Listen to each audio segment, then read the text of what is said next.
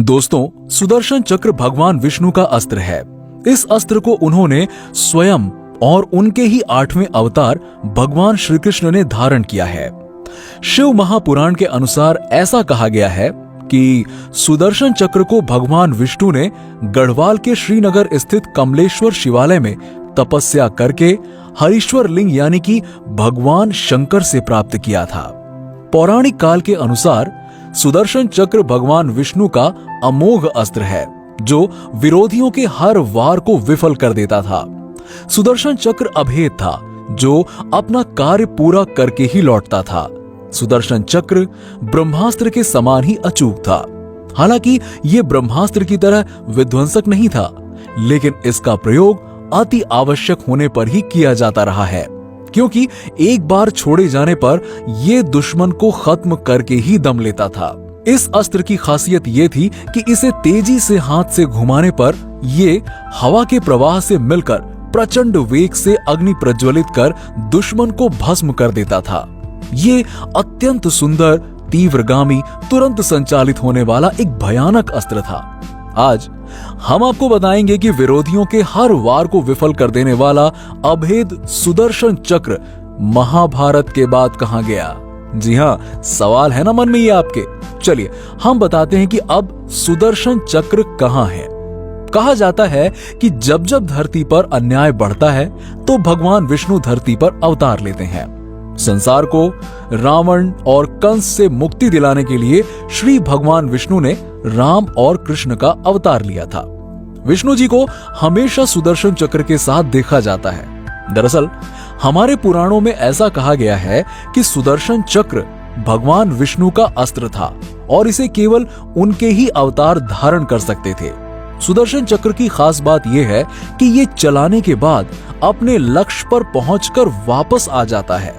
ये चक्र कभी भी नष्ट नहीं होता। इस अस्त्र में अपार ऊर्जा है जिसका वर्णन नहीं किया जा सकता। कहा जाता है कि आखिरी बार सुदर्शन चक्र भगवान श्री कृष्ण ने महाभारत के दौरान धारण किया था।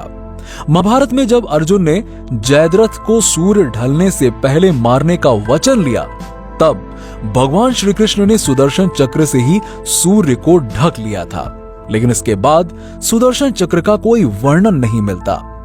हमारे पुराणों और ग्रंथों में सुदर्शन चक्र के निर्माण को लेकर अलग अलग मान्यताएं हैं।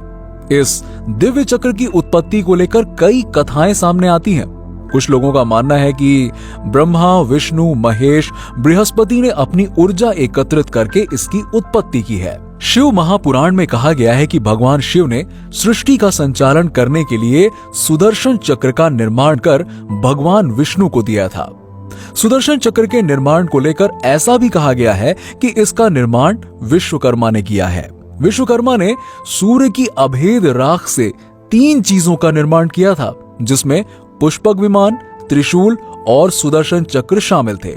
जबकि ऋग्वेद के अनुसार सुदर्शन चक्र को समय का चक्र बताया गया है जो समय को भी बांध सकता था। सुदर्शन चक्र को लेकर कई और मान्यताएं भी हैं। हमारे पुराणों में कहा गया है कि भगवान विष्णु ने माता सती के पार्थिव शरीर के 51 टुकड़े सुदर्शन चक्र से ही किए थे। ये तब हुआ जब देवी सती ने अपने पति के घर हो रहे यज्ञ में खुद को अग्नि में जला लिया। तब भगवान शिव शोक में आकर सती के प्राण रहित शरीर को उठाए घूमते रहे। महाभारत में भी भगवान श्री कृष्ण ने सुदर्शन चक्र से ही शिशुपाल का वध किया था। सुदर्शन चक्र के निर्माण से लेकर इसके इस्तेमाल तक सभी प्रकार का वर्णन मिलता है। लेकिन आखिर ये गया तो गया कहां? अब ये कहां है, इसका वर्णन कहीं नहीं मिलता। बावजूद इसके आप भी सोच रहे होंगे कि हमें ये कैसे पता चला कि महाभारत के बाद सुदर्शन चक्र गया तो गया कहां और अब कहां है। दरअसल इसका जवाब हमें भविष्य पुराण में मिला है। भविष्य पुराण के अनुसार सुदर्शन चक्र को भगवान विष्णु या उनके अवतार के सिवा ना ही कोई धारण कर सकता है और ना ही कोई चला सकता है। जब भगवान श्री कृष्ण ने देह त्याग दिया, तब सुदर्शन चक्र भी वहीं पृथ्वी में समा गया और भविष्य में जब कल्कि अवतार धरती पर जन्म लेंगे, तब वो सुदर्शन चक्र को दोबारा पृथ्वी गर्भ से धारण करेंगे। कहा जाता है कि कलयुग के अंत के समय जब बुराई अपने चरम पर होगी, तब भगवान परशुराम और हनुमान जी कल्कि अवतार के साथ आएंगे और उन्हें प्रशिक्षण देंगे। इस दौरान युद्ध में कल्कि अवतार सुदर्शन चक्र को धारण करेंगे और उसका उपयोग कर बुराई का अंत कर देंगे। दोस्तों, आपको बता दें कि सुदर्शन चक्र के बारे में जैसा हमने वर्णन देखा है, दरअसल इसका स्वरूप इसके वर्णनों से काफी भिन्न है और इस बात को स्वयं भगवान श्री कृष्ण ने बताया है। महाभारत के दौरान भगवान श्री कृष्ण ने अर्जुन को अपना विराट रूप दिखाते हुए इसके उपयोग के बारे में बताया था। भगवान श्री कृष्ण ने कहा था कि वो सुदर्शन चक्र का उपयोग समय के अंतराल पर करते हैं और किसी भी विरोधी को शक्तिहीन कर देते हैं। अर्थात ऋग्वेद में जो वर्णन मिलता है कि वो कहीं ना कहीं सुदर्शन चक्र को परिभाषित करता है। ऋग्वेद में सुदर्शन चक्र को भौतिक अस्त्र नहीं बल्कि समय का चक्र कहा गया है। हिंदू धर्म में सुदर्शन चक्र की यही मान्यता है कि जैसे वक्त, सूर्य और जिंदगी कभी रुकती नहीं है, वैसे ही इसका भी कोई अंत नहीं कर सकता।